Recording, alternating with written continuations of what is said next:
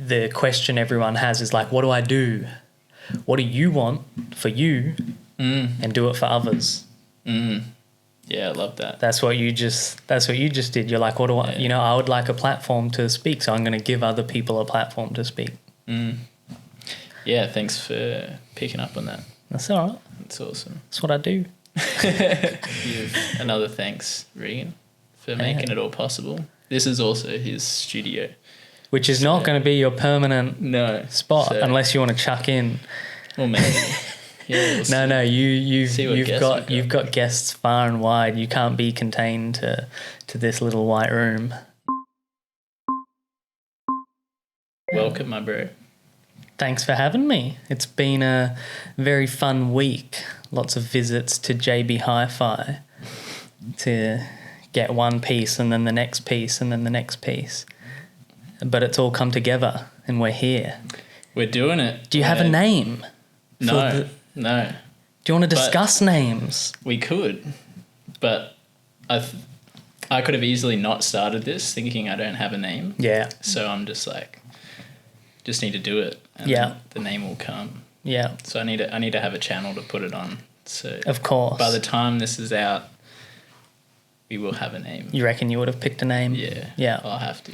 I've had so much trouble with names for personal projects, and recently I just got reganthompson.com as the domain, and all my writing that I've been doing is just going under that.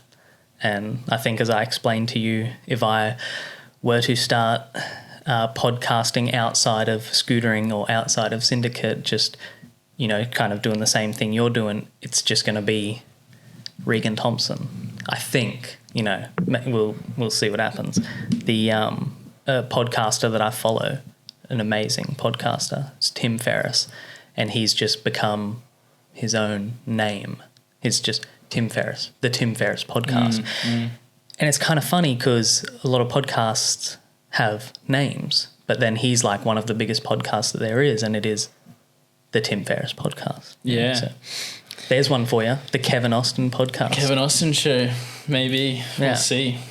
So you've dived into podcasts yourself, and you might start one of your own. As long as I've known you, you've been one to start a new project, and you're always starting new projects. And you're a scooter rider, you've been a YouTuber, an app developer, own multiple businesses. You're a father, a husband. How do you balance it all? First, I have to say the app developer one would be like a dream to say that. You've made apps. I've made apps using no-code platforms. So they are, lots of things are pre-built, and you just, like almost like the way in Premiere Pro, what I was showing you before, if we didn't go and apply all those presets to the sounds to get everything perfectly. We just went in there and we grabbed this little thing and dropped it onto the voice, and it did everything. That's so the app that I've developed for, visiting and saving and revisiting spots, that's I didn't write a single line of code. I dragged together a bunch of things that say, if this happens, then this happens. If this happens, then this happens. And in that world, in the development world, it's a big movement called no code, empowering a lot of people who don't know how to code, how to build apps. But what it really did is just gave me a little taste of it, and now I really want to learn how to code properly, because you straight away get to the limit of these no-code platforms. But anyway, that was a total tangent on just a small part of the question. Yeah, no. And the question, sorry. Yeah, good context. I think, I'll take yes on all those: business owner, scooter rider, rapper, etc. But can't say app developer totally. I just wouldn't feel right to claim it. No, I appreciate that. I think the theme of today's episode is about starting new projects. And I think that still is a project, that you've started. For sure. And, I think there's a lot of barriers that we need to overcome to start new projects, and like coding would be a huge one. And that's why I don't even like look at that world. But you found a way to do it. So and once a week, I say, nah, I'm sick of not being able to build what I want to build in the technological world, and I just have to start and do this, and I'm just going to code for an hour a day and follow all the tutorials and stuff and learn how to do it. Something keeps stopping me. It's a really complex world, but the thing is, I know I could do it. I have no doubt in my mind that I could 100% learn how to do it, and there's probably going to come a time in my life where I will, and I think this answers the question, kind of where what I call it is just ADHD zone in. Like there's part of you just takes over when you get really hooked into an idea.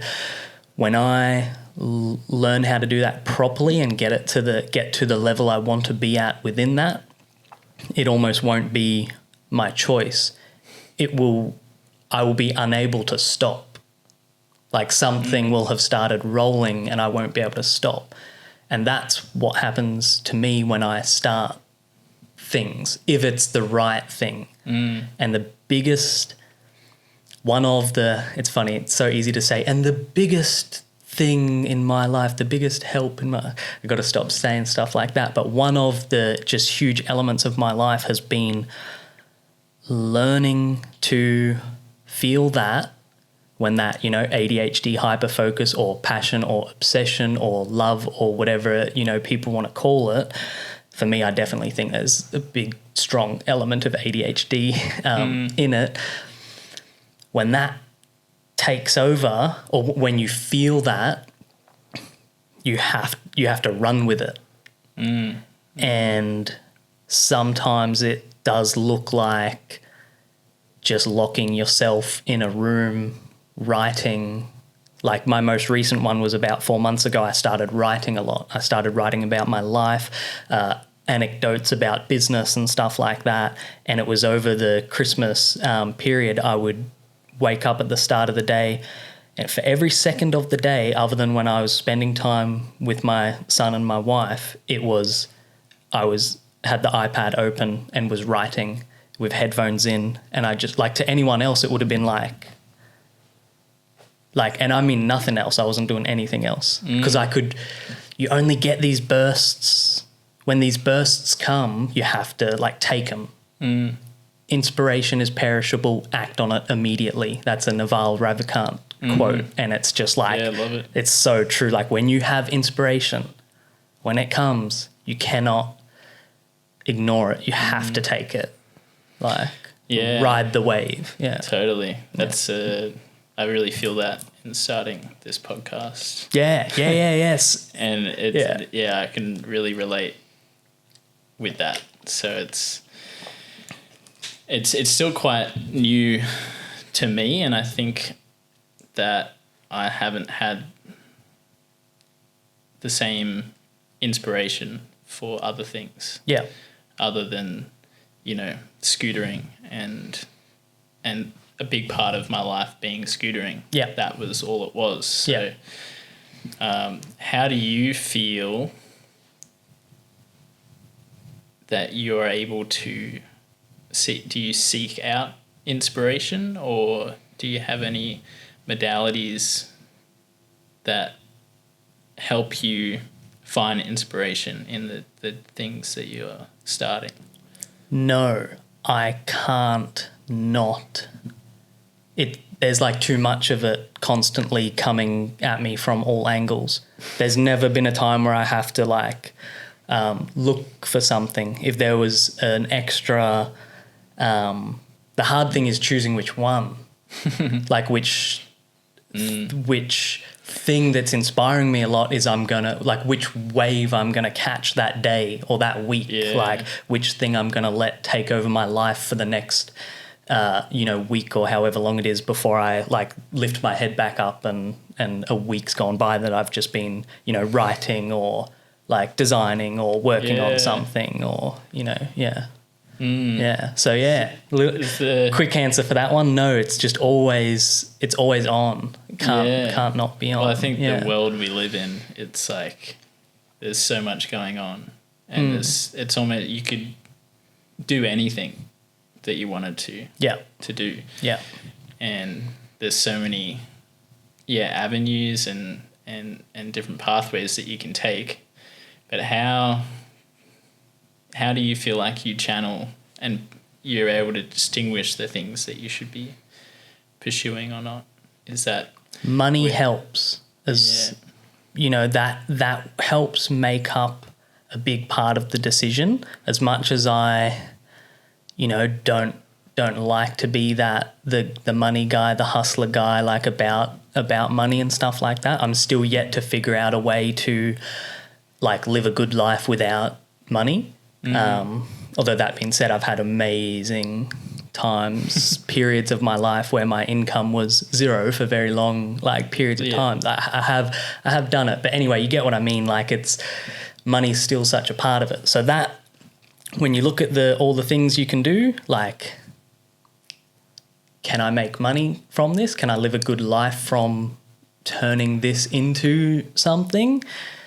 That helps make up a big portion of it. So like if I was just riding scooters, if I had have just stuck to like I'm just going to be a scooter rider, it would have been very hard for me to make a living just being a scooter rider. Yeah. So putting the business lens on it and going like, okay, if I am a scooter rider, but I also can start a business around it, I can like import and distribute and sell stuff and make a website that,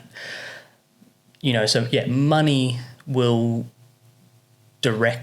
can direct you a little bit, and then we got to make a living somehow. Yeah. So if you can, I think what you've done a great job of is finding things that you're inspired by that also support you and your family. Yeah. So it's that being said about money is I've never been able to do something that I didn't like wholeheartedly absolutely love doing for money. It's always been like as equally like money as equally as loving it. Otherwise it's torment. That's like my whole life, my whole shtick. My whole spiel is like, I like flicked a switch when I was like 19. It was just like, I refuse. If I don't love it, I'm not doing it. Yeah. Yeah. If I don't love it, I won't do it. There ain't much to it. Follow your heart. The hardest part is accepting what you want at the start. Now walk a path you'd never want to depart. That's so good. One of the lines in some of my music, but that's amazing, dude. The hard part is accepting what you want at the start. So a man of many talents and many projects. Yeah, thank you. Where do you feel like there was the most resistance to one of the projects you've taken on, or was there a project that had more hurdles than others? Damn, that's a hard one. Music and rapping has been so huge for me up until, not to go on too much about scooters, but it is such a big part of my life. When I started becoming a figure or whatever in scootering, the crossover of also being a rapper was like really just did not sit well, or I didn't think it sat well, and I silenced that part of me to pursue scootering and not have the association of also being a rapper or, a wannabe white boy rapper from Australia is, like a complex, like, that's So there was a lot of resistance in that. Not even resistance, the resistance won. You know, I stopped doing it for years and years. I was just like, I got to put that part of me to the side so that this other part can, not be ruined by it or whatever. So I don't know if that's resistance, but I look back now and see that as way more of a flaw of myself than anything. Like if I could go back in time, I would have kept releasing a song every month from when I was 19 up until now. I never would have stopped for 10 years in between or whatever. Yeah, it's interesting. I think where there is the most resistance, we also can learn the most from. Yeah. So do you feel like you're able to take any skills or any approaches from music that you've taken into other areas? Well, I don't know if this answers it or if this is what you're trying to ask, but what's the lesson out of that experience? Yeah. Now when I look at wanting to be... So one, I'm starting to release my music again. I've gone and got all my old music and I'm putting it back online, and I have intentions to... I've got many songs written down that I'm going to record and release, and, I'm just at this point where now I'm like, I don't care the way I used to, or I made it now, so I don't give a fuck. I can... Put what I want out there. What changed? What was the switch?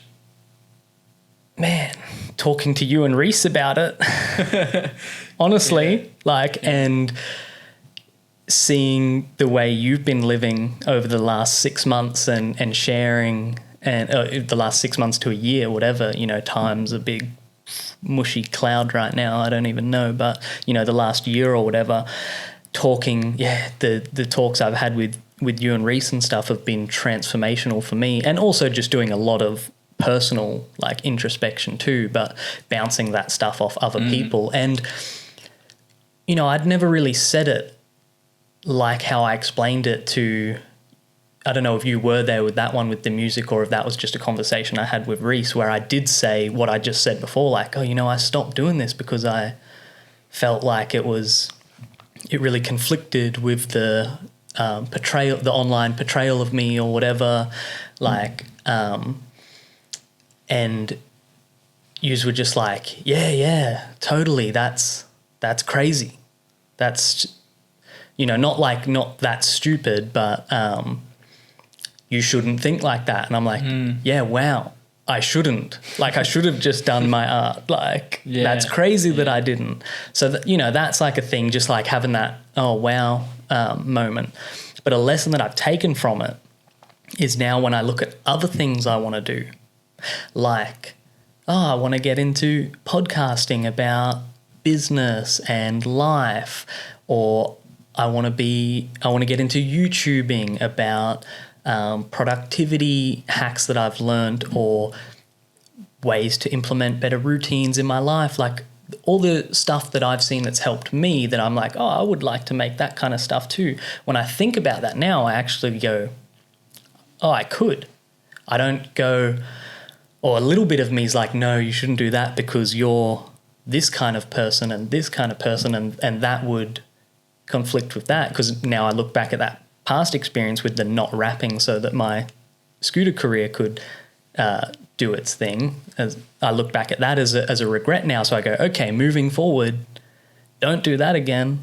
Don't not do something that you want to do because of how you might be seen for it, or think you might be seen for it. It just makes me think of that thing. Well, let's dive into this, because it's been a pretty common theme of conversation for us. And I think we're at a place where we are seeing the layers of fear is probably the best way to describe it, that hold us back from doing things that we want to be doing. Yep. And I think for a lot of people, including myself, I was allowing myself to be a victim of what other people perceived me as. Yeah, same. massively. Yeah. Like as I just explained, as humiliatively as I possibly can. Yeah. And it's pretty crazy to just tackle head on. But I guess for the people that might be listening to this, like, what would you share to somebody that might want to start a new project, or they're wanting to share something online or start a business? Yeah. But there's something standing in the way of that. This is you thinking about people thinking about you. It's a big circle that I'm making, you know, but this is people actually thinking about you. Yeah. It's so small. Because think about it, you don't think about other people that much, other than people you love and stuff like that. You're not judging all these other people out there doing their thing. You're thinking about yourself and your own life. So that was like a big thing for me. It's just like, oh, wow, like so much of our thoughts can be comprised about, the fear of other people judging us for, oh, he's trying to be like this or he's trying to do that. It's like, yeah, maybe, but one, you shouldn't. Those are specifically the people you should avoid and not try to cater your message to anyway. And two, they're such a small amount of people. Yeah, totally. And I think that was a turning point for me, is when I realised that the people that are or might be judging me or seeing me in this certain way, and they're not the people that I want to surround myself with anyway. Yeah. So, why have I cared about it for so long? Yeah. It's all in the mind, really. It seems that it's the mirror. It's really yourself that you're thinking about. So, you know, there is some element of it that you should give a little bit of attention to. But you need to peel through those layers to make sure the bit that you're giving attention to is the bit that is yourself looking back at you. That's the bit you should be paying attention to, not the, 99% of it is ignorable. Yeah. Well said. Yeah, I love that. Yeah, it's awesome to be able to share that with somebody else, and hopefully someone listening to this can also take that on for themselves. Yeah, for sure. The little caveat, I think that's the right word for it, the little add on top, the cherry on top, is that the internet is a huge place. So when it comes to making something online, sharing something online, my friend Paul, whom I love very much, who will be listening to this, who listened to our last podcast as well, he moved to Japan to start thrifting and collecting cool shoes and jackets and all that stuff. He loves that world. And so he's moved to Japan and he's collecting stuff and sending it back home and going to sell it online or sell it online throughout the world, whatever. And he was making videos, and I said to him, he would make some videos, take some videos down, stuff like that. I think we've all done that, put some videos up, then take it down. And I was trying to explain to him something that I had seen from someone else, that you're not, the things I'm doing online, the stuff I'm posting on YouTube, the stuff the podcasts I'm making, and they're not for you. They're not for your sister or even your friend or these people you know from work, which is all the people that you let judge you in your head. The stuff you're making is actually for someone on the other side of the world, on the internet, that's never met you, and they've just come across your stuff because they like thrifting in Japan. They're looking for that. That's your people. That's who your content's for. Your family's still your family and your friends are still your friends, but your content and the stuff you're creating and making, if I go and start making business stuff, that's not for this person who's not into business. Mm. I'm not trying to reach them. I'm not trying to go through the YouTube algorithm or whatever to get to them. I'm, trying to get to your niche, your 1,000 true fans. Mm. So, yeah. So we were talking about this 1,000 true fans concept at dinner. Yeah. Can you briefly explain what you explained to me? The quick version. I mean, the whole concept's quick, but so Kevin Kelly, obviously the inventor of it, would explain it a lot better, and he's on, my favorite podcast, Tim Ferriss, very recently talking about it. Anyone listening should look him up. He explains the concept 1,000 true fans, where people think they need to get hundreds of thousands and millions of followers and subscribers and stuff like that so they can monetize and make a living. And no, you actually just need a small number of people who really fuck with what you're doing. Like the scooter companies that we've worked on, we've gotten small groups of people that really back our writing and they buy our products, and that's how I've, made a living. Musicians, you can make music and just have you don't need to get 1 million streams. You just need 1,000 people that over the course of a year will buy, your album, your shirt, and something else to equal up enough for you to make a living. It's just this concept about, I hope I haven't butchered the explanation of it too much, but you only need 1,000 true fans. You don't need to get 100,000 subs on YouTube and millions of views and stuff. And that's quite a small percentage when you think that there's probably close to 8 billion people. He said specifically, and I may butcher the actual statistic, but it was a crazy statistic, even if your obsession is a 1 in a million obsession, due to the amount of people there is in the world, there's statistically enough for there to be 1,000 true fans for you, and then some. It's like, and it's just, the world is that big and the internet is that connected. It's actually possible, and I've done it. So I can say, and people have done it. And it seems like it's probably the easiest time to do to start something new. Because we are, even though we might be disconnected, we are all quite connected if we want to be. Yeah. And that accessibility is like more available than it ever has been, which I think is quite crazy.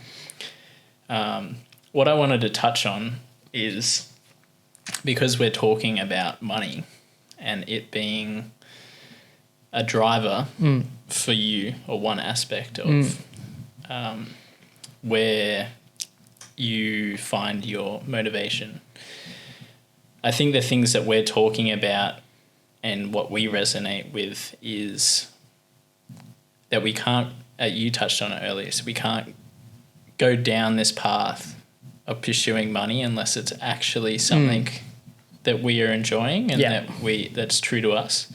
And I think that's an important thing to highlight, because it's not going to be sustainable if you're doing something that is soul crushing or that is just going to lead to a burnout. Yeah. There needs to be a constant source of inspiration, and finding out what that is, I think, is not always the easiest part. But if you have something that excites you, then I think that's where that 1,000 true fans rule comes in. Like really strong. Yeah, for sure. Yeah. Like right now, the thing I'm working on currently is a new deck for native. And when me and Dylan jump on the phone or meet up and start designing and we're working on it, like money doesn't even cross through the brain. Anytime I've ever made money, it's been money has been the smallest focus. It's been by... It almost becomes a byproduct of pursuing what you want. So what do I want? I want a better scooter deck. I want the deck ends to be better. I want the crook groove to be better. What do I want to do? I want to have engaging conversations on film and share it on the internet. That could very well, and for a lot of people it has, led to very lucrative careers for them, like Tim Ferriss, that guy I keep mentioning. For example, you have to follow your obsession. Or like the easiest way to make money is to do what you like would do without the money. You just have to. Yeah. I love it. I wrote a thing about this recently, or that touched on it recently, and it ended with ignore everything I'm trying to say and just watch that Alan Watts video that is what would you do if money were no object? Because for me, in my life, I watched that video and like I looked at Reese and I looked at Nathan, I was like, this is it. And they'll say like, we used to go riding and like play that video in the car on the way to spots. Like, what would you do if money was no object? Like, I brainwashed myself to take that on. Like, me too, man. Yeah. That stuck by me for so long, and I've gone to the depths of my own psyche to ask myself that question. It sounds like mumbo jumbo when you try and say it. I know I need to get better at articulating it, and I hope I can get even better at articulating that, because I'd love to teach that, but it really is. And it's like that Macklemore line, which I've asked you before. I've said, Kev, I live my life by this quote: don't try to change the world, find something that you love and do it every day. Do that for the rest of your life, and eventually the world will change. That's another thing that when I heard that, I just like that specific line in that song, I was like, I just took it and put it like in my brain, like this is now hard coded into my, like Alan Watts video, this line from Macklemore. That's how my brain is. It's made up of these like little things that I just put in place and say, that's the constraint. That's the thing I live off. It's like a compass almost, all of these different things that come together and paint a picture. That's really cool. I don't know if that does answer the question about the money, or if there was a question about the money, but I think I was just trying to highlight that, or distinguish between making money, but also trying to highlight that we share the vision that it needs to be something that you would do without it because and also that will make you the most money. And you don't need to, but this is just a philosophy that I think rings very true to us. For sure. Passion to profit. From passion to if I write a book about my entrepreneurial life, it might be called something like that: from passion to profit, or the profit of passion. I don't know. That sounds great, because that those two are related so closely. It's insane. I've lived that. I can attest to it. Epic, man. Anyway, so you've got a young one at home, and you've also got another one on the way. Congratulations. Thank you. One Henry is 1.5, so 1.5 years old, just a little over 1.5 years old, and his little brother Franklin will be Earthside in like 3 months, as of like today or next week or so. I think it was today we went to a doctor's in today's. Like 3 more months, and I will have 2 babies under 2. Well, 1 toddler and 1 baby. Sarah and I. Awesome, man. So what I wanted to ask was, on everything that we've spoken about today and everything that you've learned and taken on as some sort of a compass to live your life, what do you think is the most important thing that you want to pass on, or at least be an example of how you want your children to live? It's such a crazy one, because it's still so fresh. So every day I go through this new part of fatherhood and husbandhood that just recalibrates everything. It just, shakes your whole world view to the core, and you like readjust and go, wow. You read about something bad happening to someone, and then you just think that didn't like happen to me, and you're just so happy about that. Which is a kind of fucked up thought to have too as well. Like, it's so brutal. Like I've never had to process the kinds of emotions and stuff that I have now since being a dad. It's like, yeah, it's so true what everyone says. So yeah, I'm still taking it all in way too much to even think like, what would I want to well, maybe I could rephrase the question is, what guidance do you think, or what guidance do you wish you had for yourself growing up? That you can now have the opportunity to provide. Yeah, for sure. I think it'll be quite a long time before I can instill this in my own kids due to the nature or the gnarliness of it. But my big one is death.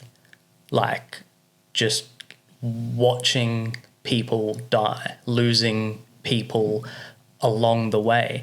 And every time, or having friends that have lost their limbs and friends that have ended up doing long prison terms and stuff, and just but specifically the death one is a big, huge driver where it can all just be taken away like that. Like when I was 14, someone in my school, Sam Lamont, rest in peace, he passed away like unexpectedly. And that, I was 14 and that just hit me. I was just like, you can just go. So every day when you wake up, if your eyes open, like, yeah, you got to be that's grateful. So much. Yeah. That's the lesson of impermanence. Yeah. It sounds trite to say it because, everyone says that, but I would say I don't think enough people say that. Like, teachers don't say that in school. They're not like, you could just die tomorrow.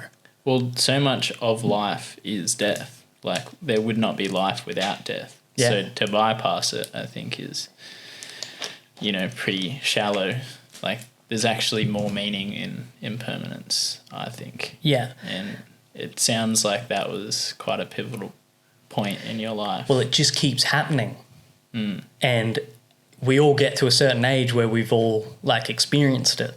Whether it be friends, family, most commonly people's grandparents and stuff like that. But for some people, they, all experience it at different times and stuff. But for me, it was just such a big thing. And it was like in my mind, like all day, every day, like, okay, I'm on the train going to work to a job I don't like. What if I die next week and I spent the last week doing this? Nah, no way. Like, that's just no way. Like, but you gotta be careful not to be too short term with it. Like, you could be like, okay, I could die in a week's time, so I'm gonna spend all my money and go on a crazy trip like this week. But then, you also have to budget for not dying. Yeah, you got to budget for dying, and you got to budget for not dying. Yeah, like, it's grounding into both polarities, which is like life and death. Yeah, but I definitely follow you. Yeah, to me, I think it kind of just, every time that I bring it back into my awareness, or something happens and in my life, and it brings me back to that realization. Like, there's so much motivation and inspiration that comes from that. That's almost like harnessed. Yeah. And I think that's what we should almost be bringing ourselves back to, like, every day. Because without that acknowledgement, I don't think we actually are. I got to bring this up. Yeah. I can articulate it better. Oh, no, it's going to take me too long to find it. No, we're good. We've got All a right. patient audience. All right, good. It's I'm so glad you you mentioned that. I think that's something that we've resonated on. so this is Yeah, let's hear it. people around you will start dying, friends and family. This will make you want to live more, to not waste time, to not take a day for granted, and to spend your time doing what you love. This is the bittersweet fuel of a deliberately lived life. The greatest offense to those who have passed would be to waste it. You could die young. Live as if you will. That's just something I had written. But I think the best bit in that is this is the bittersweet fuel of a deliberately lived life. Cause it's, You wrote that? yeah. There you go, folks. Because it's bittersweet. Yeah. You know, like it's like, oh, I love it. someone fucking died. That's so tragic. And it just makes me want to wake up and go surfing. Like I'm going to surf today because, yeah. Or I'm going to not bullshit with my friends or my loved ones or whatever it is. Like, nah, there's no time for any of it. Like, yeah. Yeah. I love it, man. That's really awesome. Yeah, wow. I think we've had a pretty powerful conversation. I'm usual. stoked. Yeah, I'm happy. Yeah. I'm happy to have had it. Are we wrapping up? Well, we can keep going. Can I ask you a question? Sure. Before we do? Yeah. Came Hopefully I'm prepared. not taking too No, long. I keep going back to my phone for, all right, I've got these questions. All right, I think the best one would be combining two of them, and that is when I think of podcasting and making videos, I have a pretty clear picture of where I'd want to go with it personally. I know what I'd like to do, and I know how I'd like kind of my own thing to go. But for you, I want to know where you might see it going for you and what it would look like. What are the kind of guests that you would like to have on if you were, you know, in a year's time looked back, or in 5 years' time looked back and podcasting has just gone amazingly for you and you're loving it and just living that to the fullest. Even if they're made up examples, tell me what some of these, you know, guests are like. And I think that could tie into the other question, which is, why do you want to share online? Like, you know, why? That's the greatest question we can ever ask ourselves about anything. Forces us to go so far in. Why? I might answer that one first. Go. And I believe that everyone has an inherent desire to share. Yep. And that's like rooted in our biology and our conversations, our friendships, our relationships. So we're like wired to share. And I think the most valuable part of sharing is that we get to learn about other people's perspectives. So it's not to say that my perspective is the best one. It's that in sharing my perspectives or sharing a conversation with people that inspire me and interest me, someone else can learn from that, even just from a different insight. And that's why I want to share. It's because I think collectively we're all going to be a lot better off if we actually shared more openly. Like we live in a day and age where you can get cancelled for saying certain things, or you can't talk about politics because it's too sensitive. But I think they're the things we should be speaking about and actually opening up, like The dialogue. Dialogue and a container for it. Yeah, for sure. And so that's why I want to share, and that's why I've been sharing. Yep. For everyone's opinion, viewpoint, perspective matters, even if it's just everyone's unique. Everyone has their own way that they view the world. Yeah. So why not share it. Yeah, and why not be open to other people's unique perspective? Even if you don't agree with someone else's perspective, not in terms of a disagree with someone, but even if you like don't, share it fully, you can still learn so much by realizing that another person thinks like this. Yeah. Someone could listen to you and the way you speak and the things you think about and not really take in exactly what you're saying, but be like, oh, wow, he can like have thoughts like that and shape them like that. And, I could do that too. Totally. It's a cool way to look at it that. also helps you navigate the world because you have a better understanding of how other people operate. Yeah, for sure. And we're not in this so much in this like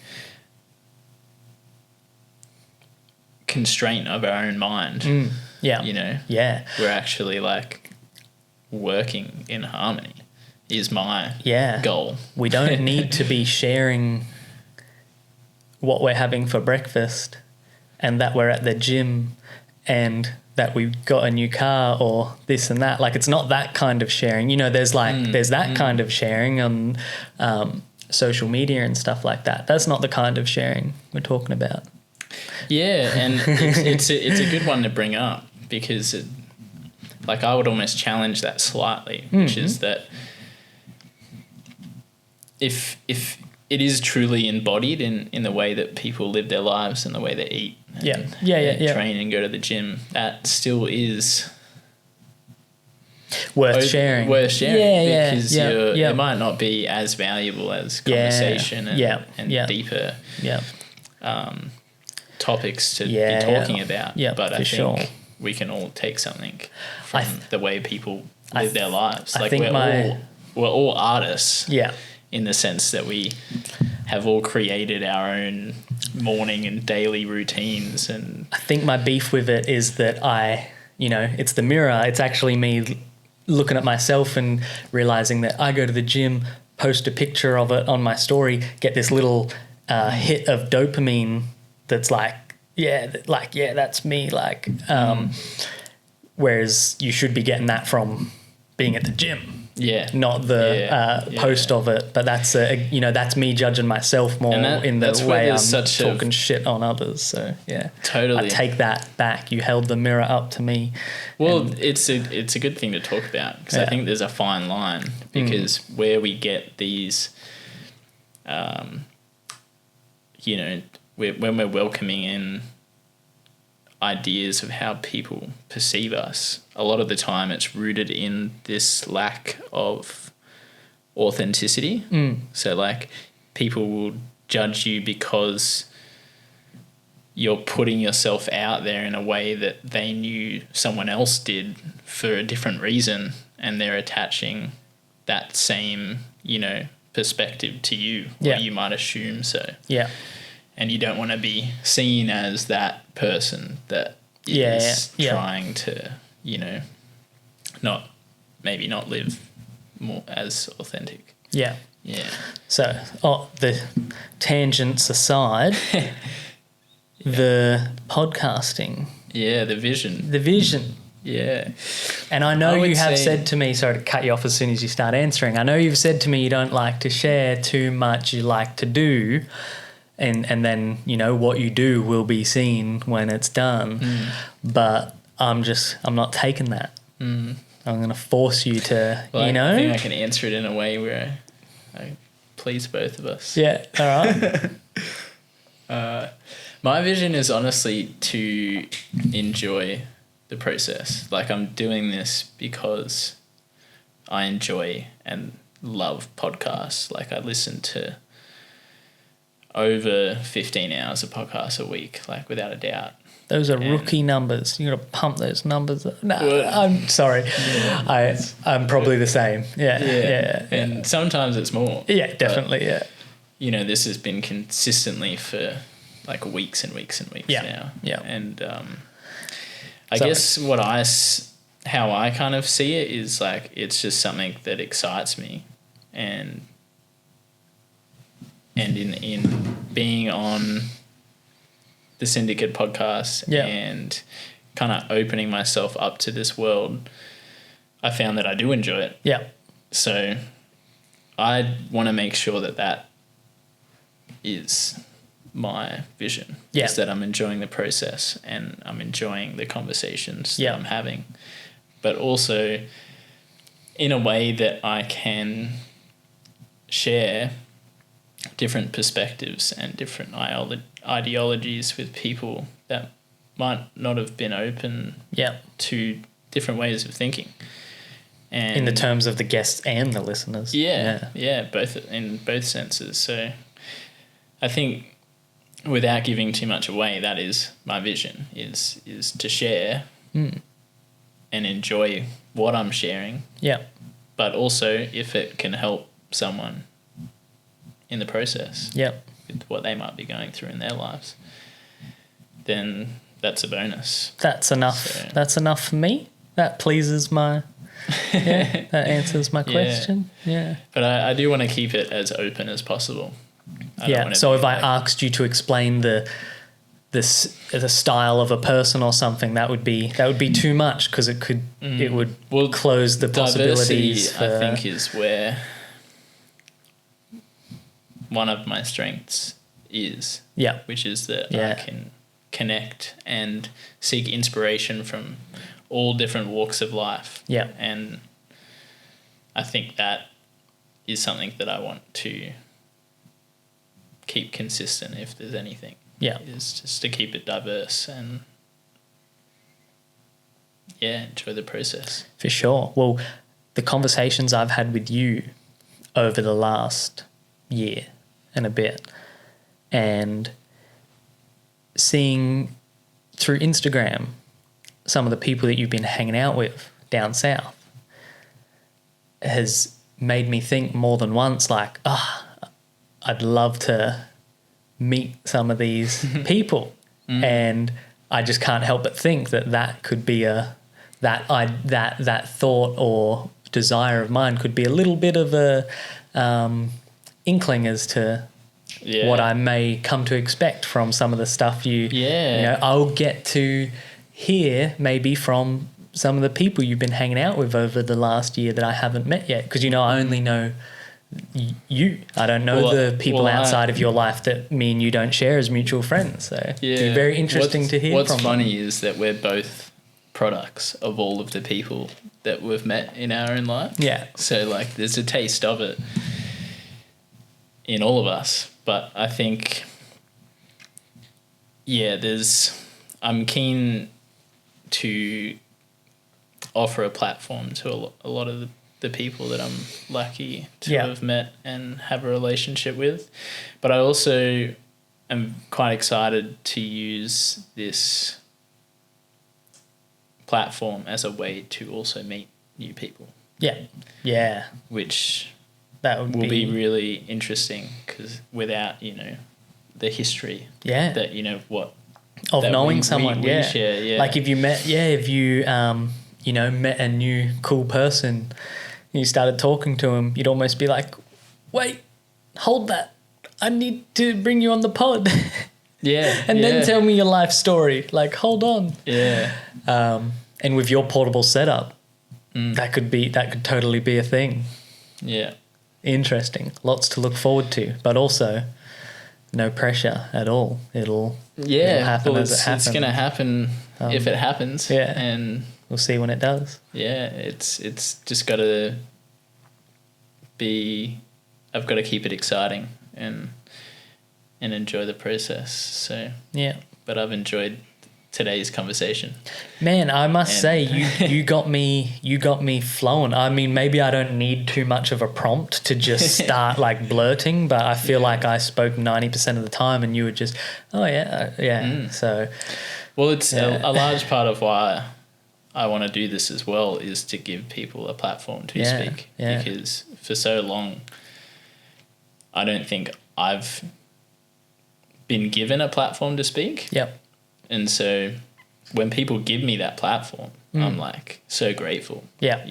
I'm not the type of person to just like speak. You just answered the whole big thing. The question everyone has is like, what do I do? What do you want for you and do it for others? Yeah. Yeah, I love that. That's what you just did. You're like, what do I, I would like a platform to speak, so I'm going to give other people a platform to speak. Yeah, thanks for picking up on that. That's all right. That's awesome. That's what I do. Awesome, man. Well, we might wrap it up here. I thought you were about to. And I'll just give another thanks, Regan, for making it all possible. This is also his studio. Which is not going to be your permanent spot unless you want to chuck in. Well, maybe. Yeah, we'll no, you've got guests far and wide. You can't be contained to this little white room. No, happy to be on. Happy to have you here. Happy to have helped you set up. And I was kind of doing the same thing. I'd figured out all the podcasting stuff to the max for myself, so that the second you said you want to do it, I'm like, all right, you're going to need this, and this, like ready to roll. So yeah, good times. No, yeah, so appreciative, man. And yeah, it's been awesome. If there's any listeners that don't recognize who you are, how can they find you if they want to? At Regan Thompson 23 on Instagram. At Regan P Thompson on Twitter. I post different stuff there to what I post on Instagram. Regan Thompson video on YouTube. reganthompson.com on the internet. Yeah. Regan Thompson on Substack, although I'm going to move all my writing off there just onto my website. At this point, if you type my name into any of those things, you've seen my face, you'll be able to pick me out. Yeah. Not that I'm like big online or anything like that, but it's just my name's not that common, so it's actually not too hard to find me online. Well, works well for you, doesn't it? Yeah. Yeah. Well, I'll get you to send me a list of all those, and then if I can work it out, I'll put it in the if I can work it out, show notes. Put it in the show notes. Yeah. Thanks again for having me. Yeah. Cheers, bro.